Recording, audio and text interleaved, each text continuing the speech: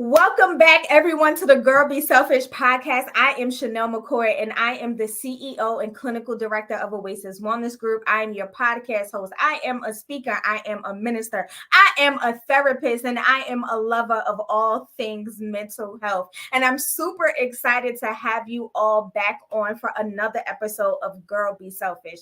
Listen, as I have been telling you all, this podcast was born out of the anthology project that I was blessed to put together called Girl Be Self-ish, learning to embrace your rhythm of self-care. It is 21 authors who came together who had phenomenal stories of self-care and how self-care changed their life and it shifted the trajectory of their journey. And so I'm super excited today because I have one of my highly esteemed self-ish authors on with me today for the Girl Be Self-ish podcast, Miss Donna E. Williams. So I am super, super excited. I'm going to have Donna introduce herself. But before I do, I have a question for you all.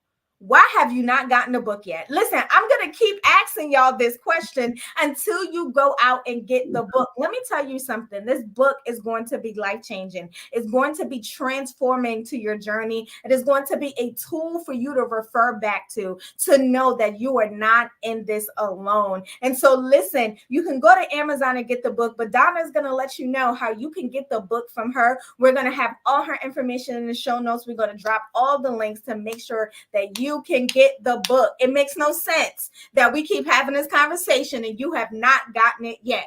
And so I'm going to go ahead. I'm going to shut up now and I'm going to allow Donna to introduce herself.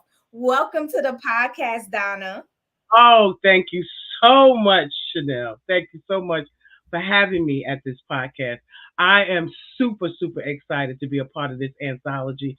I think this is one of the best books that will be out on the market to date. And like she said, if you have not bought your book, you need to get started. Let's go. Let's go. Let's what get are the you book. waiting for? Listen. Donna, tell the people a little bit about yourself. Tell them about yourself, all that you do. You're doing so much these days. So tell them all about you. Wow. Oh, yeah, I am doing a lot these days. So my name is Donna E. Williams, and I am a retired train operator from New York City Transit Authority, going on about 11, 12 years now that I've been retired. And what I do, I've recreated myself, created a brand called Donna's Touch LLC. Under that brand, I have my support group, which is girl, I'm getting ready to say girl be selfish, but I have my support group. I have my communications company, Masterpiece Communications, and I am involved with NAMI, which is the National Alliance on Mental Illness, as a regional coordinator for the southern region of New Jersey. I also am a sorority sister with Zeta Phi Beta Sorority Incorporated, where we take mental health very seriously. And I'm rebranding myself to be a world-renowned author with the help of Chanel McCoy, right? And I will be a well-renowned author, and I want to take this show on the road along with the other things that I'm doing in my life. I am a former caregiver and a breast cancer survivor. Survivor, been a warrior, I want to say. I don't even want to call it survivor. I'm a warrior, and I've been a warrior for this is my year 12 for me. This is year 12. Awesome. That's amazing. Let's just take a moment and clap that up right there. 12 years of being a warrior, and we praise God for that. We thank God for that and all that you're doing and your dedication to just this message of wellness, of mental health, of just people learning to be okay and break down stigma and all of the things. I was reflecting back earlier today before the podcast, thinking about how we got connected in 2020 when I spoke at I believe it was a NAMI conference. I believe it was like the Act Now conference. It was virtual because it was 2020. It was over the pandemic, and it wasn't until last year that we actually met in person, even though having been connected all of that time. And you and Dr. Tiffany, but you were definitely one of the ones that would just inspire me to get connected with NAMI and just to continue going. And so I appreciate it. I appreciate the work that you do. I want to let you know that I see you. I think sometimes we do things and people, and we don't know if people see it. We don't know if people see the impact that we're making, but I see you. You know what I'm saying? Behind the curtain, I see you. And I wanted to take an opportunity before we jump in just to give you your flowers because I see you and you're out here making it happen. Thank you so much. It is not an easy task to take on, to Mm-hmm. be willing to want to help people to eradicate the stigma around mental health, Mm-hmm. especially in our culture. It is very, very challenging. And at times it can be difficult.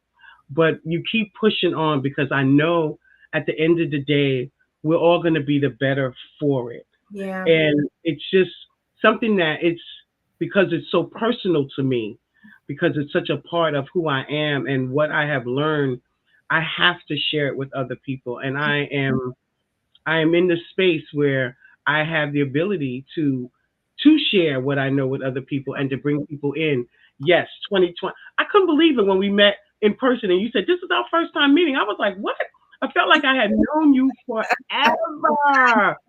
Oh my goodness, because you're Yeah. very powerful, very intentional person you are. And one of the things I really respect and love about you is the fact that you're very transparent. You you are who you are. What we see is what we get. And Mm-hmm. you over deliver all the time. And I just really appreciate you giving me my flowers and I want to give you yours as well. Thank you. I appreciate that. I really do appreciate that. And to know that I have another sister out there in the work, especially another woman of color, right? That could be a whole podcast episode by itself. Like, you know what I'm saying? Being people of color in the work and being representation because we're needed. Our faces are needed. Our voices are needed on so many different levels. And so we'll have to talk about that. We may have to come back and do another podcast to talk about that specifically on another episode. So I'm gonna keep that in the back of my mind for a later date. But listen, we are here and we are talking about this idea of selfish, right? And so defining selfish as not this idea as a disregard for other people, not caring about what anybody else thinks, but being intentional about our self-care journey and how it helps us with our mental health, and redefining self-care from just spas and vacations and relaxation and looking at the robustness of what self-care is. So, with that being said, what would you say is your definition of self-care? Now you see, yeah. Now I love the massages part, okay, Oh, and the that's vacation. okay. That's okay. But I really believe that, and what you said about the intention of self care, is that that is part of what self care is. It's the intention of what it looks like for you. It's an individual choice. Mm-hmm. Each person has their own idea of what they consider to be self care. But I would like to be selfish enough to know or to say that for me, it's about the boundary that I set to put other people at bay. And what I mean by that is the person that I am, I like to make sure that everybody is okay. Mm-hmm. And and because of that, I am not always okay. Mm. My so being self care for myself is putting myself first, which Yeah. is one of the most difficult things Yeah. I have ever had to Mm-hmm. do. Yeah. So so when we define what that looks like, I had to really dig deep and think about how did it begin?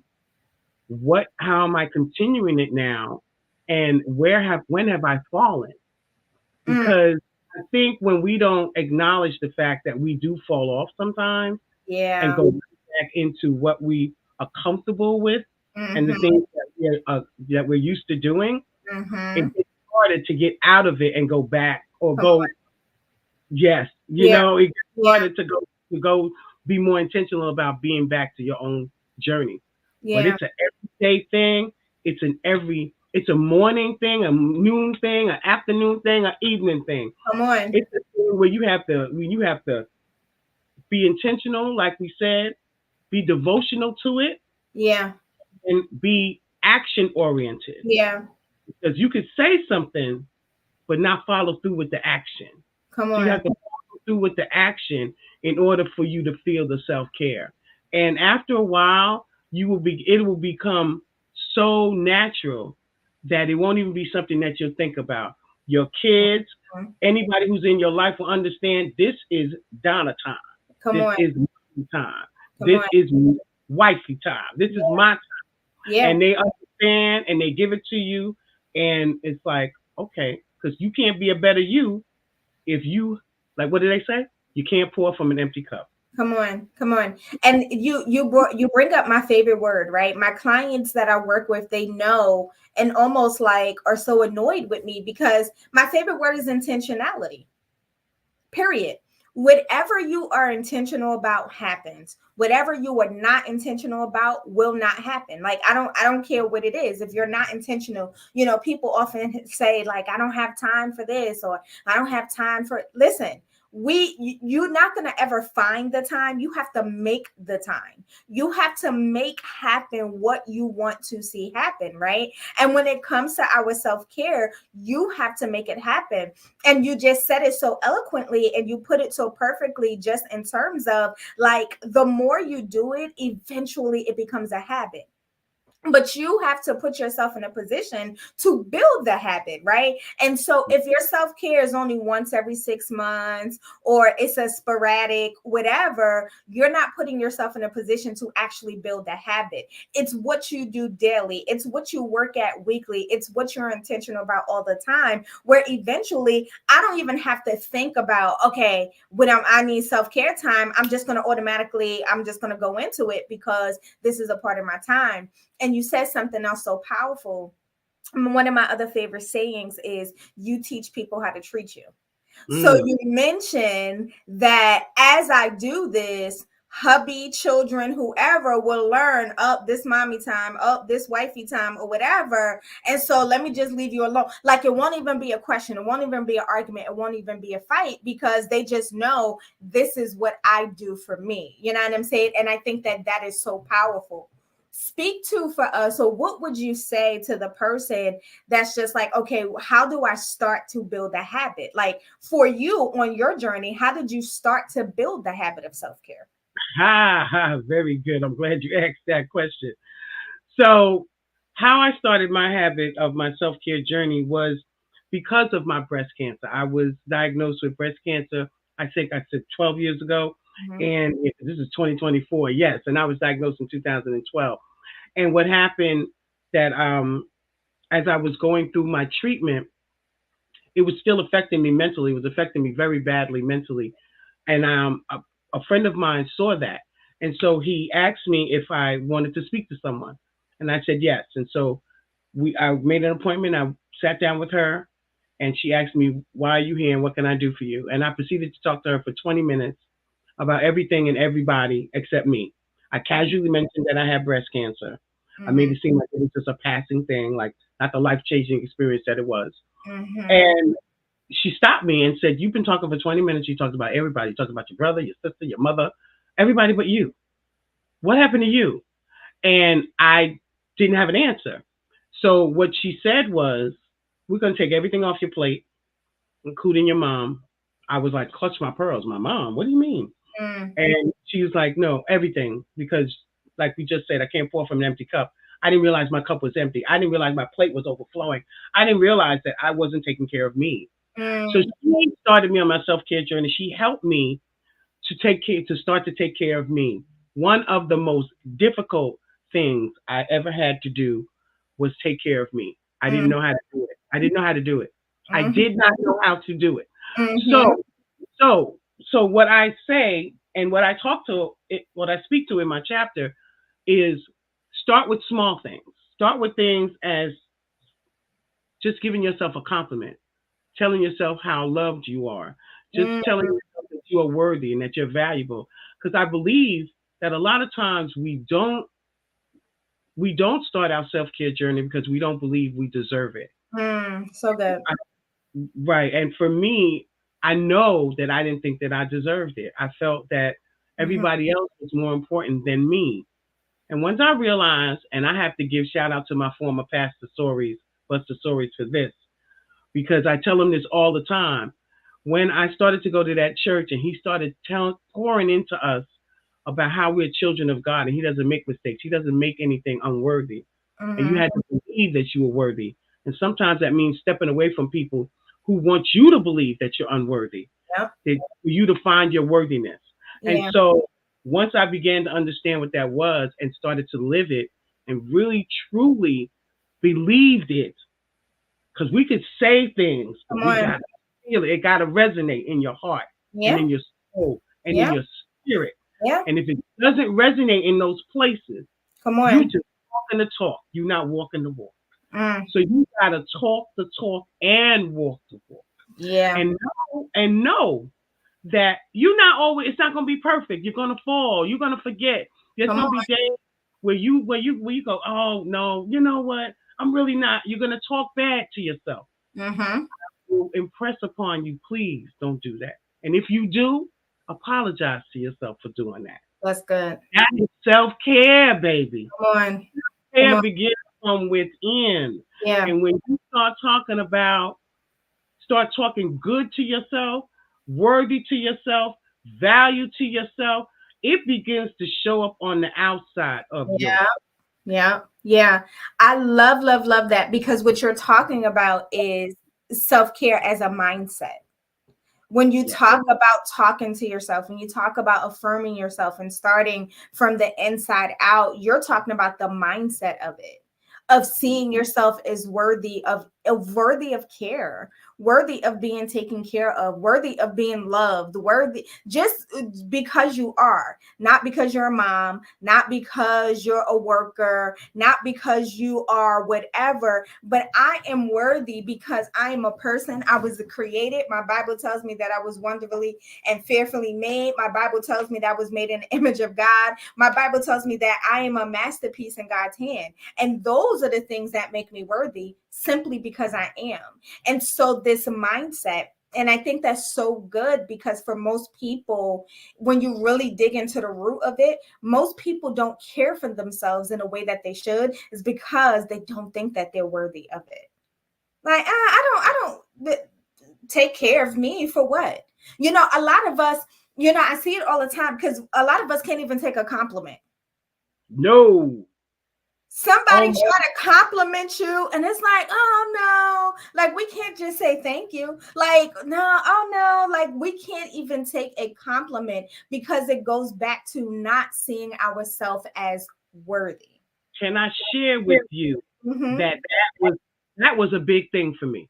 That was big, to learn how to take a compliment and be able to say thank you instead of saying, oh, this whole thing, I got this at. Nobody asked you where you got it from. Nobody asked you how much it costs. Nobody didn't say anything. Oh, girl, ooh. And then and I have complimented people. I'm talking about women recently, like a few weeks ago. You give them a compliment, they looked at you like, what? Come on. Oh, nobody said thank. I couldn't believe it. It was like, wow. You can't even appreciate. And it's not a diss. It's not anything. I compliment women all the time. If I see them in something that looks beautiful, I let them know. I was at the conference in Florida. This woman looked gorgeous. I said, oh, your outfit is amazing. You look fabulous. She said, thank you, and kept it going. Yes. It's not a big deal, but you're right. Right. You're right. Like and this is especially for women. We don't know how to take a compliment. Like it's almost like this. It's like this fake humility. that Mm. we were taught that, oh no, it can never be about me, because if it's about me, then I'm arrogant and I'm not. And it's just like, no, like it's okay. Like, you were made beautiful. You were made with gifts and skills and talents. And if people recognize it, let them recognize it, right? And so it's like, on the one hand, we always had this thing of give people their flowers while they are still around to smell them. And then at the other time, we have to allow people to give us our flowers. We have to receive the flowers, because we inadvertently teach people to not do that. Yes. We Yes. inadvertently teach people to not appreciate us. We Mm. inadvertently teach people to not compliment us or to show up or recognize us, right? And then, if we're honest, deep down inside, it's bothersome for a lot of people. But you have to make sure that you allow these things to come into your life, that you Yes. receive these things into your life, and you're not just constantly pushing them away, right? So this is so good. Like, the whole topic and idea of just giving and receiving compliments is just next level. It's just next level. So, but I want to shift really quickly. I want you to tell us, we kind of started talking about it already, but tell us the name of your chapter. And then I want you to give us a synopsis, right? I want you to don't give it all away, because they got to get the book in order to get all the nuggets. But I want you to give us kind of like a brief synopsis of what you have going on in your chapter. So what's the name of your chapter? The name of my chapter is I Am Not Your Come on Superwoman. now. My Come on journey to now. self-care and wellness. Come on. I am not. So it's interesting how I came up with that chapter title, because when my story, a little bit, like we talked about a little bit about like the cancer journey and me being the caregiver for the world. Mm-hmm. And so, and we get caught up in these ideas that this is who we are and this is who we're supposed to be. Yeah. And when we burn out, we don't understand why we burn out. When we get sick, we don't understand why we get sick. When we have pain in our body and in our mind, we don't understand where it's coming from, Mm-hmm. because we are doing more than we should. And I'll tell you a little bit about what the synopsis, like we said, of the chapter is about. Being the S, instead of just standing for superwoman, should stand for sexy, sincere, um, and I just like sexy so much. I just stay right there. Listen, I'm with it. I like it. We can stay right there. We can stay right there, because I think and sexy is a state of being. It's Mm-hmm. not something that I was watching Sherry Shepherd one day, and she had her best friend on, Nishi Nash. Mm-hmm. And Nishi said to Nishi, nobody does sexy like you. I can't do sexy like you. And in my mind, I said, Sherry, you got it all wrong. You're not supposed to do sexy like Nishi. You're supposed to do sexy like Sherry. Come on. Okay? You got to do sexy Sherry, not Yeah. sexy Nishi. Because Yeah. what Nishi does is what Nishi does, and what Mm-hmm. Sherry does is what Sherry does, and what Mm-hmm. Donna does is what Donna does, Come and what on. Chanel does. And Right. what happens is we want to do what everybody else does, or want to be the way they are. Until the first time somebody told me I was sexy, I was like, "What? I don't know what are you talking about?" But then I found out that it's a state of mind, Come and I on. realized that I am Come on. okay. Come And on. it's a way you present yourself. Yeah. It's who you are. It's who you become. Mm-hmm. So that's how this came about for me. It helped me to dig deep.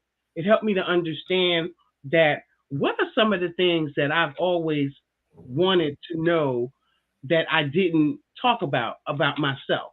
I Mm. should say what I wanted to know, but I mean that I wanted other people to know Yeah. that I didn't talk about myself. I pride myself on being transparent, but I wasn't being totally transparent.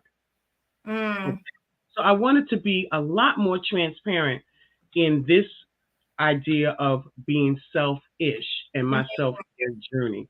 So I Mm-hmm. wanted to share all of that with people, and I'm hoping that they will understand that these are all very simple, easy, doable Mm-hmm. steps that they can take, every day, and let's use our word, intentionally, Intentionally. to get to the place that they say they want to be. You want to be a better you. It starts with what you tell yourself every day. Yeah. You Yeah. want to be the best version of who you want or who you can be. It starts with how you feel every day. Yeah. You Yeah. you want to be that. You want to be that sexy, sincere woman who's Mm-hmm. out there handling business, but to the point where it's like, you know what? You take care of that, hubby. You children, y'all are old enough to make Mm-hmm. yourself, wash your clothes, do what you Mm-hmm. do. You Mm-hmm. know, you can handle those things so that mommy can have some mommy time. Yeah. You just said something that's so good. How we enable people to make us the superwoman. We will disable our family from being able to operate. I see it so much. I see moms especially who they will have the child and won't let the father caregive because you can't nobody do for my baby the way I do for my baby, and you don't know how you do, and then get upset when the father learns that mom is the caregiver and I only show up when you tell me to show up, right? Like, we will disable people, we will enable people, and then get mad because we don't want to be the superwoman. Well, the reason why people see you as the superwoman is because you didn't put yourself in a position to be the superwoman. And so Yes. you said a mouthful when you were just like, okay, y'all old enough to go in there and make you a grilled cheese sandwich, or hubby, you good, you can handle that, or whatever the case is. But no, we do this. I think about my mom. My mom might listen to this and kill me, but whatever, I don't care. I love you, mommy. I would think about when we were growing up, and she would send us to do something, to like clean the kitchen or something. So we would go clean the kitchen, and then she would come behind us. Oh, y'all not doing it right, and move us out the way or whatever, and go and re-clean and do it, or whatever the case is. And it's just like, you put yourself in a position to be that, instead of, I told y'all to clean the kitchen is clean, whatever, it doesn't smell, the dishes are done, the trash is taken out, whatever. You know what I'm saying? Like, it was done, I got the help that I need, let me move on. And so there's just this narrative of, yes, I don't want to be superwoman, but I place myself in a position to be superwoman. Yes. Yes. Yes. And that's what we have to take ourselves out of. We have to Mm-hmm. take, and just like we put ourselves in it, we need to take ourselves out of it. And it's not easy because folks are gonna look at you like, what do you mean? What do you mean Come no? on. What do you mean you can't do that? But Yep. mama, you always do that. Well, I'm not doing it today. But honey, you always, I'm not doing it today. You can't find your socks. You got to handle it. Handle your business. Go to work sockless. Listen, listen, wear some sandals today, okay? I mean, because and I got a I got a saying that says that'll learn you, because my thing is, you have to we have to retrain ourselves. Come We have on. to retrain ourselves, and then we have to retrain our family, because they are accustomed to the way we do things, and like you said, the intentional that we set upon ourselves. And Mhm. then what is so important is that we have to look at where that comes from, right? Yeah, So yeah. it's not always from most times it's from generational, from what our mama used to do and mama's mama used to do, and so on Mhm. and so forth. But some of that comes from what's going on inside of you. What makes you feel Yeah, that this is what you have to do? yeah, yeah, You are you're not worthy enough without doing that. I mean, you want to have the career, you want to have the child, you want to have the husband, you want to have the house, the money and everything, and something's got to give yeah, somewhere, right? So somebody has to meet you halfway and come in and say, "Hey, honey, I love the man. I see these things, these memes sometimes on social media, where the man is like, he's got the baby, he's mhm, taking them to the park, he's doing what he's got to do," and I'm mhm, like, "Oh my God, we don't see," and that should be a normal thing. yep, That shouldn't be a, "Oh my gosh, I can't yep, believe it." yep, That should be like, "Yeah, all right, yeah, where's the boys at?" Because exactly. there should be they should have a whole play date thing going on. Right, right, right, right. Yeah, So yeah, these are the things that we have to retrain ourselves and then retrain our family. Exactly. We teach people how to treat us. Period. That's It goes back to that. And right. as like you said, as we retrain ourselves, as we do differently, my pastor says, has this saying that more things are caught than they are taught. You can teach Mm, people what you want, but how you show up and how you act is what people really learn from. That's what people really learn from, not so much of the words that come out of your mouth. And so when I show up differently, when I engage differently, when I interact differently, people start to see it and they say, oh, okay, this is what it is. And when I think about this idea of not being superwoman, we got to stop taking life so seriously. We take life so seriously. A couple of years ago, I came to this realization, like I would just be tired and it just felt like there was always something to do.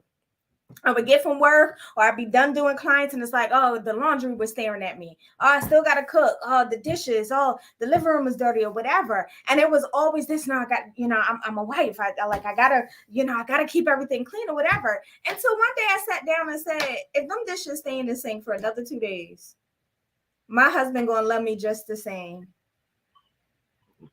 If my living room don't get clean this week, guess what? It's all good.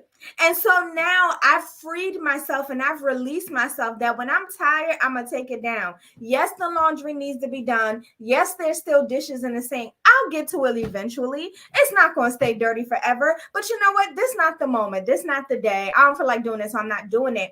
And have given myself permission to release myself from this expectation and burden that I've placed on top of myself to be some idealistic, picture perfect, whatever. It's like, what? Like, who coming to my house anyway?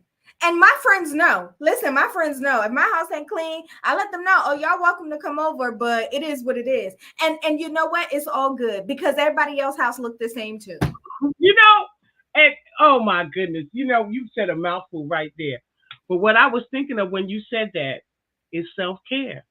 That is a form of self-care because you're not killing yourself to meet an expectation that you created. That part. You created that expectation. Like you said, your husband's not gonna not love you the same because the dishes are in the sink. Oh God, I don't love her no more. Right. That's not gonna be the You case. so bothered by it, you go bust them dishes down real quick. Thank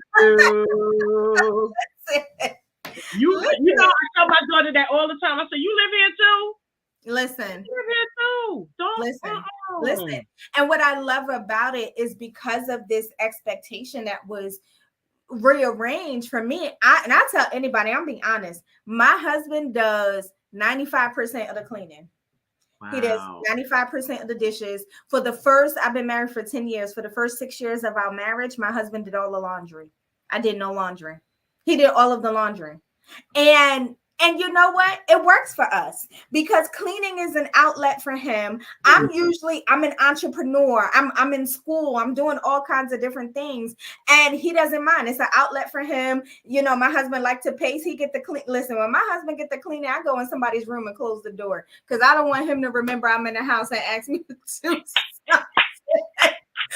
But listen, that works for me. That works for us. And there are times where the house may not be spick and span. And guess what? We good. That's we right. Still show up to work. We show up for church. We show up for each other and everything we need to do. And when we can get to the cleaning, we'll get to the cleaning. Like we have to release ourselves from these expectations, like you said, because a lot of times that superwoman that we're trying not to be wasn't placed on you by anybody else. You placed that cape upon your own shoulders. Yep. Yeah. That's right.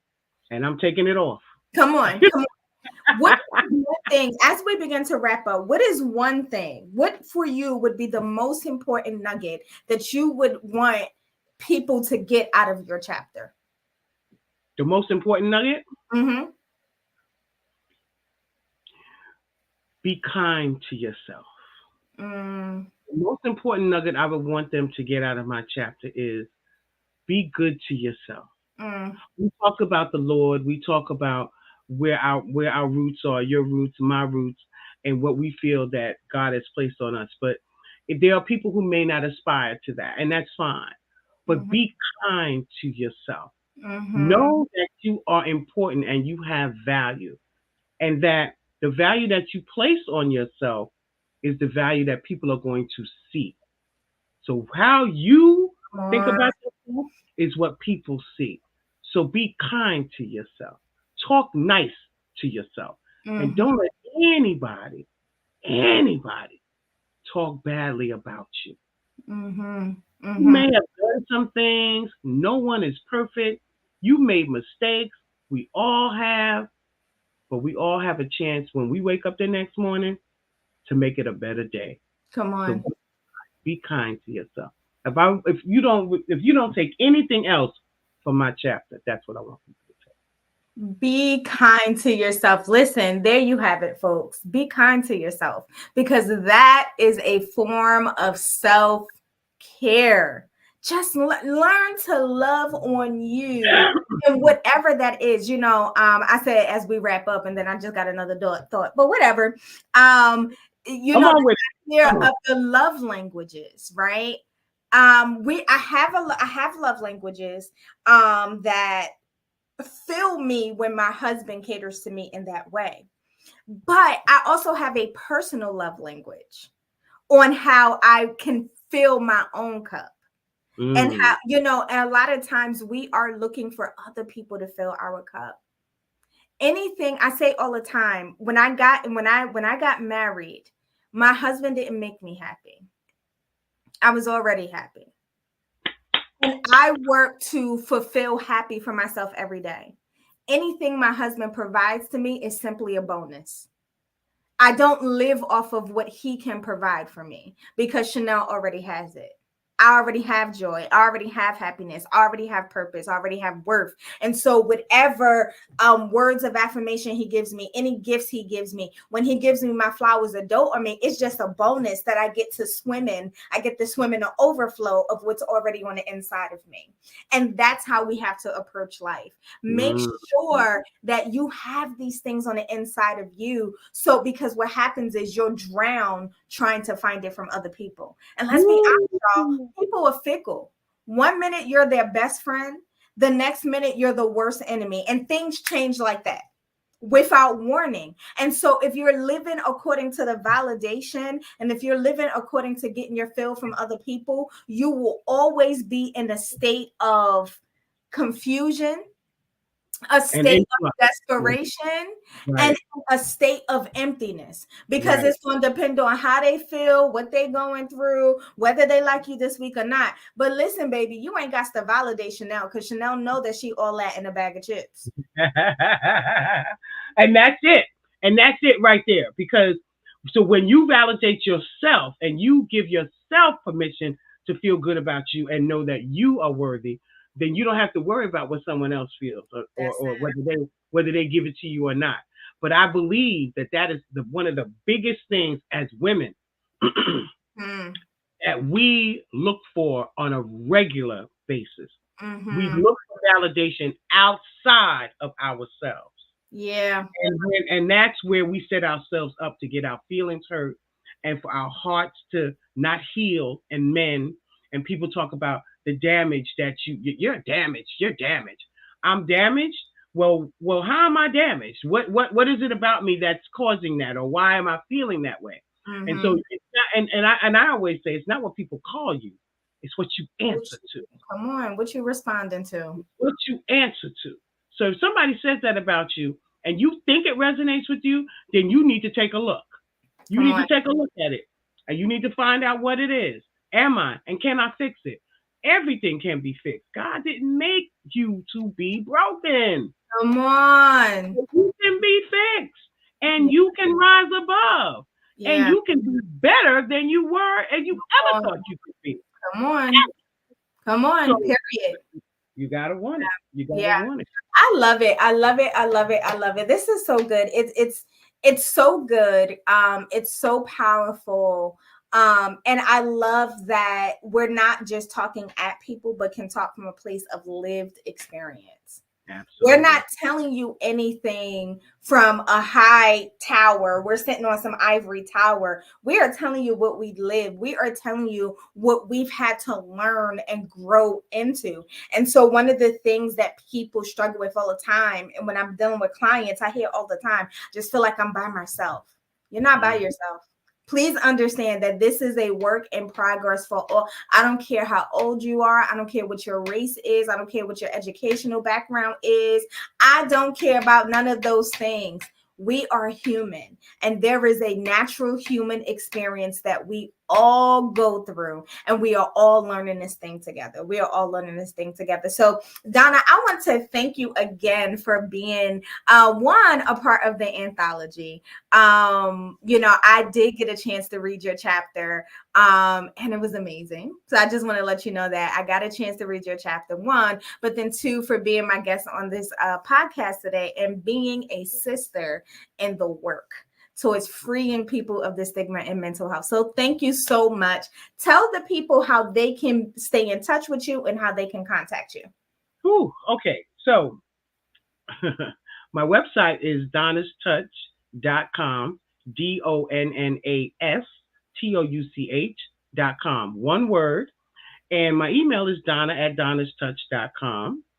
My Facebook, I always get this one mixed up. My Facebook and my Instagram is under Donna's Touch as well. So, well, Facebook is under Donna Love, and Instagram is under Donna's Touch.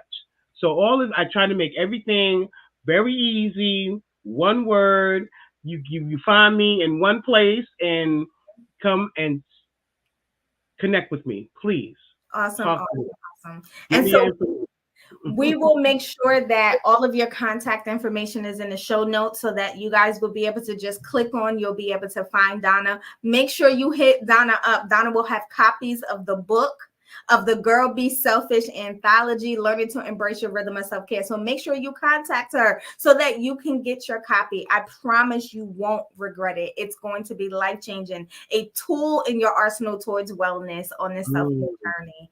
And so I want to thank you all today for listening. Thank you for tuning in to another episode of the Girl Be Self-ish podcast. We will be back again next week with another episode of another phenomenal author. I'm super excited. It's been good so far. Do me a favor. If you've been enjoying the podcast, make sure that you subscribe, you let people know, tell them to come on, listen, so that they can get all this good nuggets, because this good stuff around here. But we want to thank you so much for being a part, for continuing to listen, and for taking this journey with us week after week. And as I always say, make sure that you take care of you and stay selfish. I'll be back with you all next week. Bye, everybody.